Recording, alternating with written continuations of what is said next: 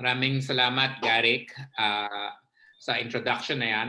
Yung introduction ni Garrick, actually, tamang-tama yan sa pagsisimula ko ng mga tanong ngayon. So, your introduction was just right for the first question I was going to ask, right? So, now, I'm going to go to this question to all four. In the THEMS e-commerce transformation framework that I showed you, it actually starts with the product, right? Is the product something that can be sold in the e-commerce world? So I'm gonna ask. Why we ask? Who should I ask first? Why we ask Jack? Diba? Jack, what products will you accept in Grab? So my question to all is that what products will you accept in your platform, and how do they start joining you, right? So. Sir, I guess it depends kung which partnership you want, di ba? Kasi sa Grab, I think I've mentioned, meron kaming Grab Food, Grab Express, Grab Mart, Grab Pabili. So I think I have to differentiate each one of them. Tama po, no? So first, sa Grab Express po, kahit ano po yung binibenta nyo, basta legal, right? That's the most important thing. Basta legal po and kaya po ng shipping limits namin. Madali lang po yun. Ano yung shipping limits? Yung shipping limit po natin pag motorbike is nasa 25 kilos po. Right? Now, meron po kaming mga partners na prefer po kotse. Right? So kung sasakyan po, umaabot po tayo ng 200. So, ako pwede kong pa-deliver ang sarili ko kasi legal hindi naman po, ako. Diba? Hindi po. Gamit lang po. Bawal lang tao, bawal lang pets.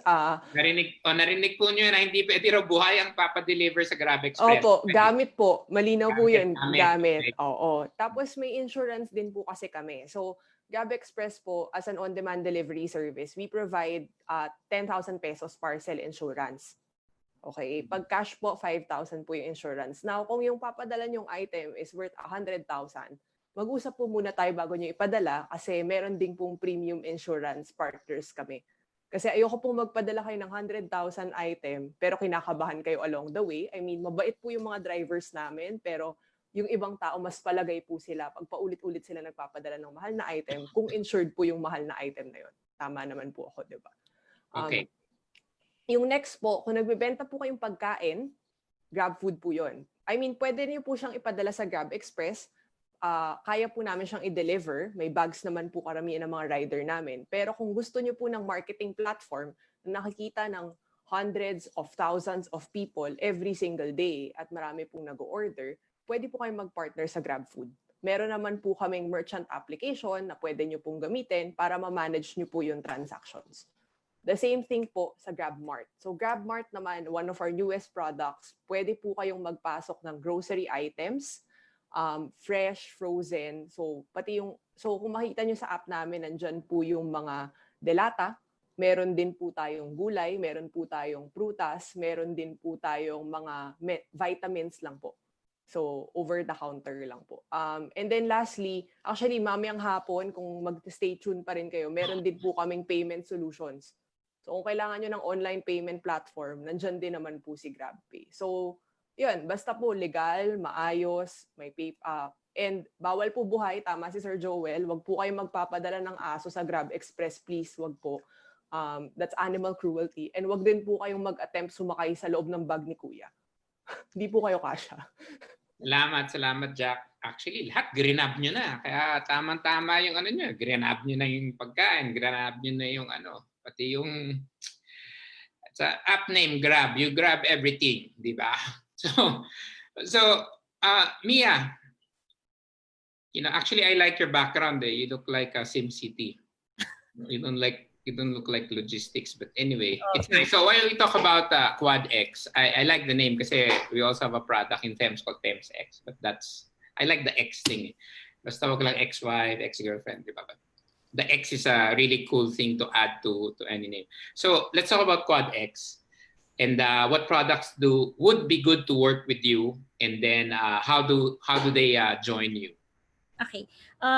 Similarly, anything inanimate and non-perishable are stuff that we will deliver.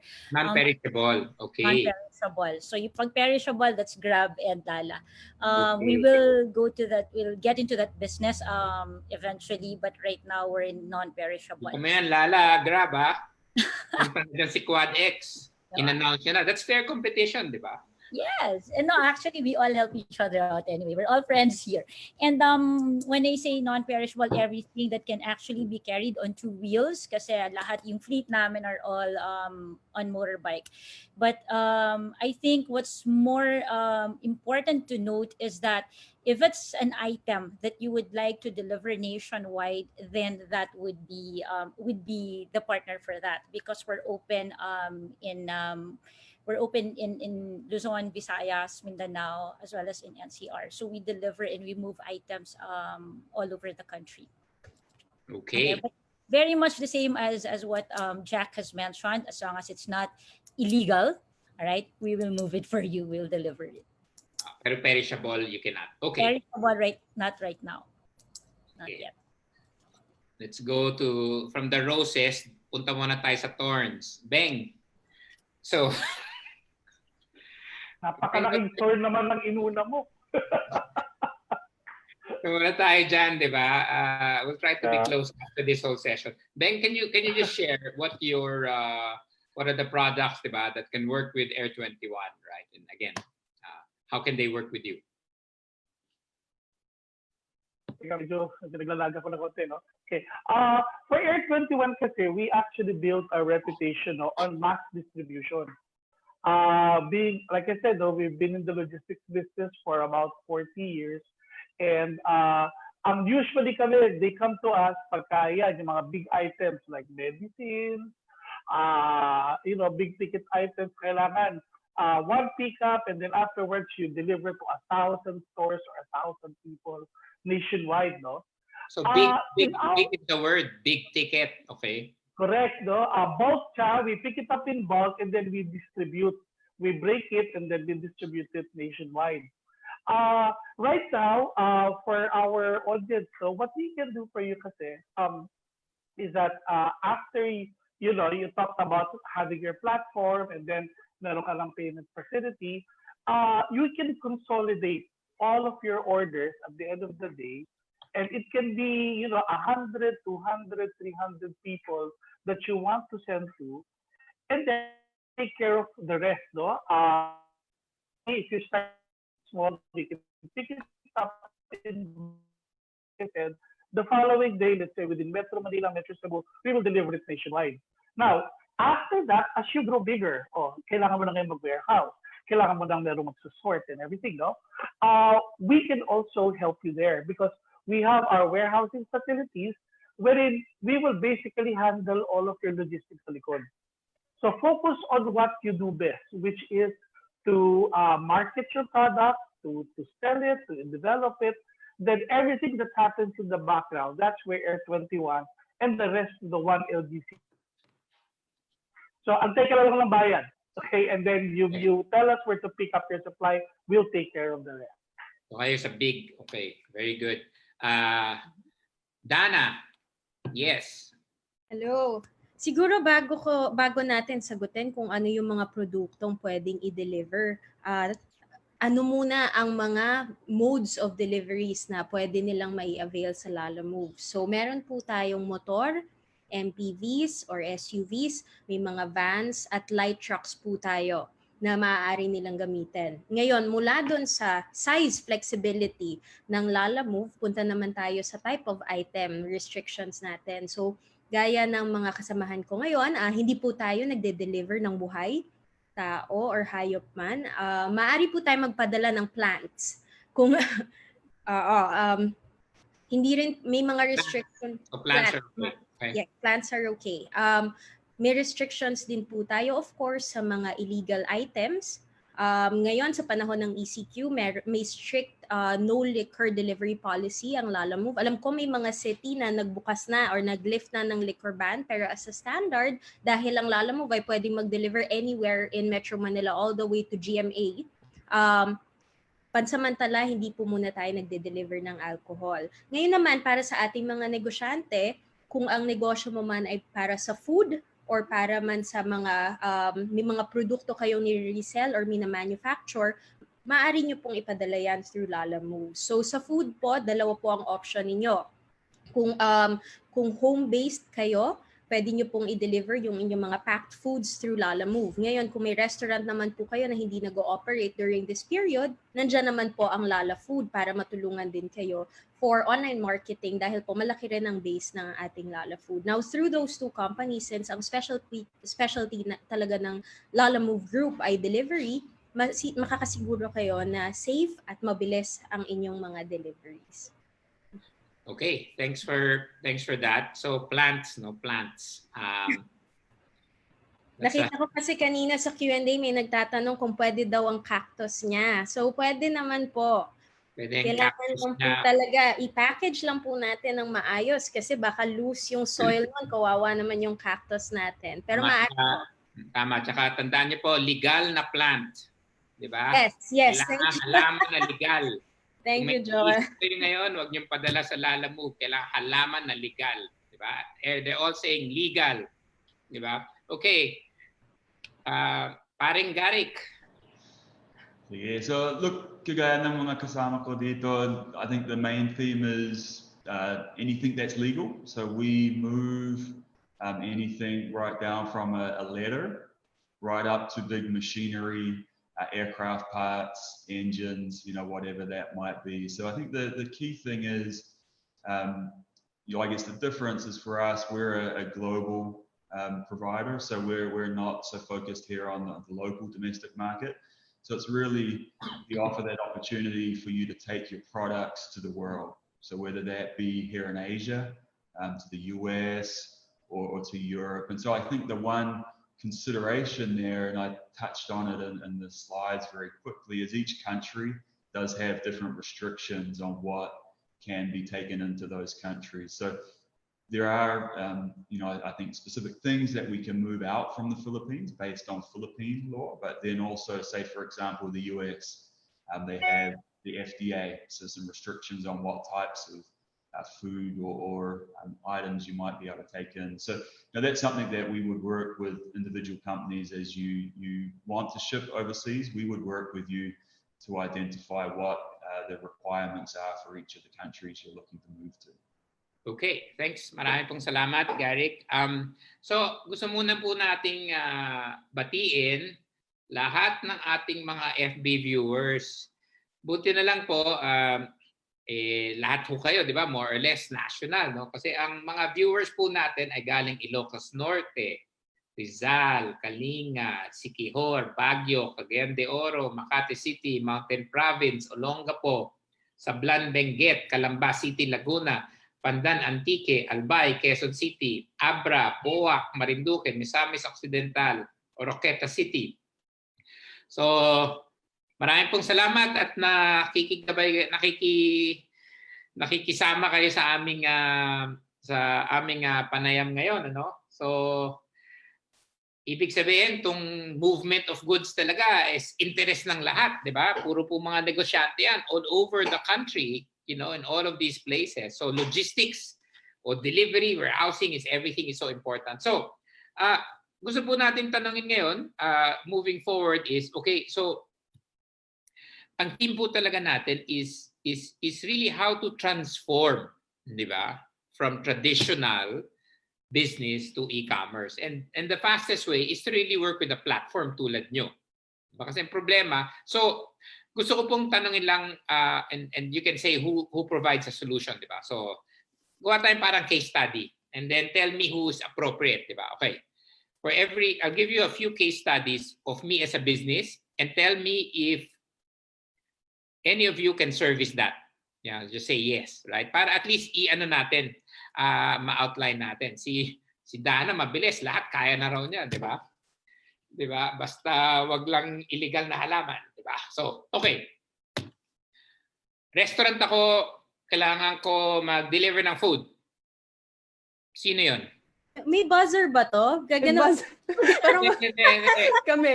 Pareho kami. Ako, di ba? No. Okay, just say Lala Move, Grab Express, or Quad X, di ba? So just say it out loud. Yeah. Ganun lang natin, di ba? So ako, restaurant ako, kailangan ko i-deliver yung aking mga food sa aking mga customers. Sino yun? So, I think Grab Express, Grab Food Grab for us. Express.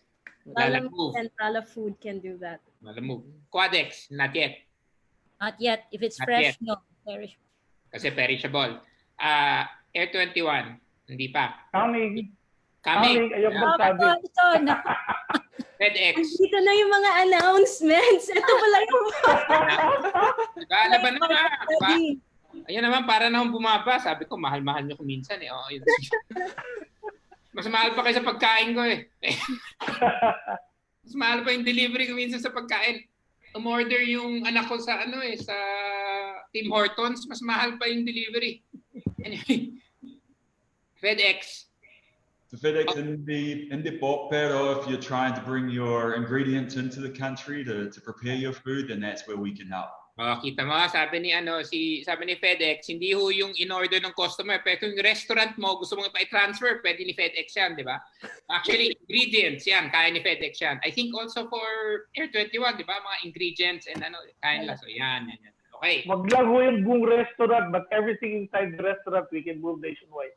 O nga, yung buong restaurant kay FedEx yan, may aeroplano siya eh. So, okay. Ngayon, I have, ako naman, ang negosyo ko, hardware.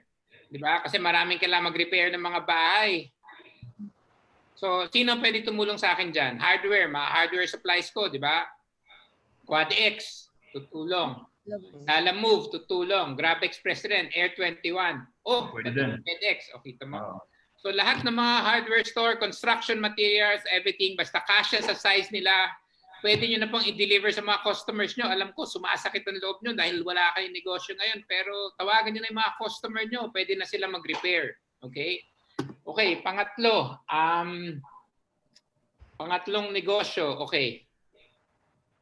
Ang negosyo ko, marami dito ngayon mga school supplies, di ba? Kasi ngayon yung mga eskwelahan, mag-opening na. Sana magka-opening, di ba?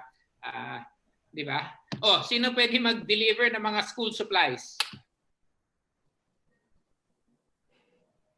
4. Lahat. Okay. International. Okay. Pag local raw, lahat. Quad X, Grab Express, Lala Move, Air 21, kaya Philippines. Si FedEx naman kung international. Okay. Question. Air 21, di ba international rin kayo? Yes, sir. We do it with a partner, no? Actually, Garrick used to be our partner. we were with them about 27 years in the past. Now we're with the brown guys, UPS. Okay, so dati po mag-asawa si Garrick tsaka si Beng, pero naghiwalay sila. Naghiwalay sila 27 years ago. Tama naman. Diba? Buti na we were together 27 years. So yan, pag international, you go work with FedEx. Si Air 21 pwede rin, pero iba yung part. Pero pag direct si FedEx. Okay, great. Ano pa mga negosyo na nahihirapan ngayon? Mga nahihirapan pa ang negosyo ngayon ay aside from food,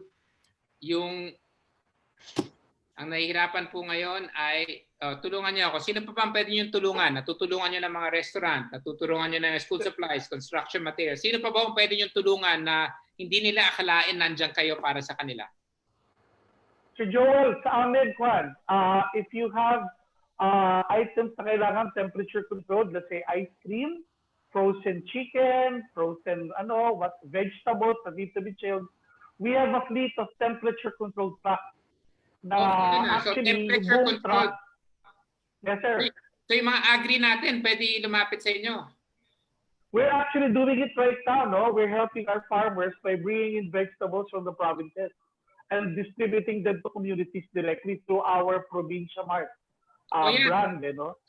Ang ating mga kaibigan, ang dami nating galing sa iba't ibang region sa Facebook, tsaka kung ano, narinig niyo po yan si Air 21, pwede kayong tulungan, dalhin yung mga produce nyo kasi Kasi di ba, alam natin, Metro Manila is your biggest market and the problem is to get the products here and Air 21 can help. So mga agri-entrepreneurs, nandyan po si Mr. Beng Pangan, solusyon nyo, di ba? To get your products in. Joel, maybe one for us that we're seeing a lot of is the creative people. So people who are making things like jewelry, clothing. A lot of these people are starting to take their products to the world. So whether it be here in Asia or to the US and selling it, through online platforms and then using FedEx to ship it to their customers. Oh, that's a very good. Thank you, Garik. So marami po salamat, Garik. O yung mga exporter dyan, kala nyo, wala na kayong negosyo, di ba? Hindi. Pagdala nyo po sa FedEx, diretso sa customer nyo, yung mga exporter ng handicraft, di ba? Exporter ng fashion items. Basically, lahat po ng members ng SITEM, alam niyo po yung SITEM, di ba? Trade Promotion Arm. So, pwede po natin ituloy ang pag-deliver sa ating customers through FedEx, mas lalo na international. Kailangan po natin kumita ng dollars ngayon kasi tatamaan ng remittance natin, pauwi na ang ating mga OFW. So, I'm hoping that can happen. Okay. Any other sector that we have forgotten that you can help? So we already had food, we already had supplies, we had construction materials, we had agri products, we had things for export. Anything else we forgot that we want to add para we know we've covered everybody? So mukhang okay. So alam niyo na po na kung sino makakatulong sa iyo ngayon. Ako, ang dami po nating questions. Paano tayo magsisimula? Okay. Masyadong na-excite ang ating mga, sige. So, well, nakalimutan nating i-mention, pwede rin po tayong mag-deliver ng mga gamot. Gamot?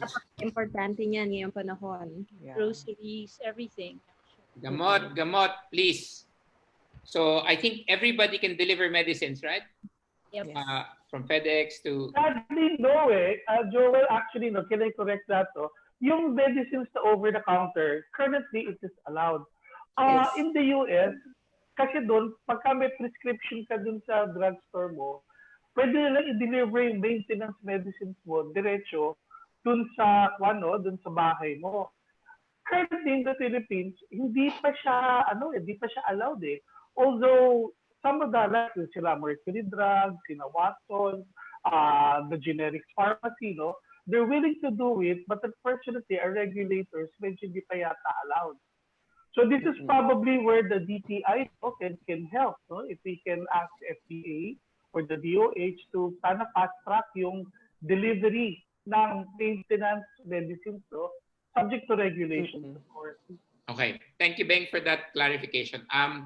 Gusto lang po natin sabihin sa ating mga audience na pinag-uusapan po natin e-fulfillment, di ba? Logistics, warehousing, delivery, pick and pack. So, bago po tayo tumanggap ng questions, gusto ko lang i-clarify na ang services ng e-fulfillment, hindi lamang delivery. So, when it comes to warehousing, storage, makakatulong po ba kayo sa ating mga entrepreneur? Which among the 5 of you also have those services? Si Air 21, may services ka for warehousing and logistics. Anong klase yun? Actually, we can, there are 2 solutions there, Joel. Pag maliit ka pa lang, what happens usually, what we call cross-docking. So in other words, pag pick up namin sa'yo ng bulk, parang describe ko kanina, it goes to our stations or mini warehouses. Tapos i-keep mo na namin yon until ma-deliver. Yun, that's part of the delivery fee na. Okay. Pag medyo lumaki ka na, at kunyari, hindi na kasi sa bahay mo o sa garahe mo, yung mga we can offer you warehousing facilities. Actually, you have a choice. Meron tayong regular na warehouse or pagka kunyari, let's say, distribution mo kailangan ng temperature control, we also have temperature control warehousing. So, okay. Depende kung gusto mong frozen, kung gusto mong pwede namin gawin yan until you're ready to distribute. So, may solution si Air 21 sa warehousing and storage. FedEx, Garrick, you were also raising your hand. Yes? Yeah, for us, 2 elements to this. So one, on the domestic side, we do have local partners who we work with to support companies, who are looking for warehousing. Then, internationally, where we see a lot of movement from the customer base is particularly those selling on Amazon. So we have solutions to help support you move your products into the Amazon warehousing network and to support their fulfillment program or FBA. So that's something that we see a lot of people doing now. Okay, so good. Oh, yes, Mia. Yeah, we also do. We have warehouses in the UK and in North America, but these are mainly for, let's say, if you're buying off online stores internationally, then you can send it to your shipping cart address. All you need to do is to sign up there, and from there we consolidate. And you now, once you consolidated and you have all of these coming from different merchants or different stores internationally, then you can ship it to your local address here in the Philippines. Okay, good. So at least na-address natin yung storage, di ba? So there's the delivery, there's the storage. Ngayon yung proseso. One of the challenges kasi is, pick and pack, di ba? Yung sorting and everything. So does anybody have a way to help any of our MSMEs on picking and packing their stuff? Who provides that services? O yan, si Air21. Okay. We're actually doing it right now. No, there are small drug companies or pharmaceutical companies. What they do is that they bring their stuff to our warehouse, yung kanilang mga stuff, and then through electronic means, so we get their orders at the end of the day. After we get their orders, we actually do their pick and pack already. Okay. Okay, explain mo ulit sa ating mga viewers ano yung pick and pack. Para... Pick and pack po, ito po yung kunyari, no? May drugstore ka. Kailangan mo 3 paracetamol, 4 na cough syrup, 5 whatever, no? Wala mo naman kailangan natin. Yung sa current procedures po namin, yung kung in-order mo yan dun sa central, for example, drug company, no? Papadala sa amin yung order electronically, tapos kukunin namin yung mga orders from the stock in our warehouse, nalagay namin yan sa kahon na pupunta sa Joel's Drugstore. Yan. So kinabukasan, makukuha lang ni Joel yung order niya. Tapos pag okay na yan, ayun.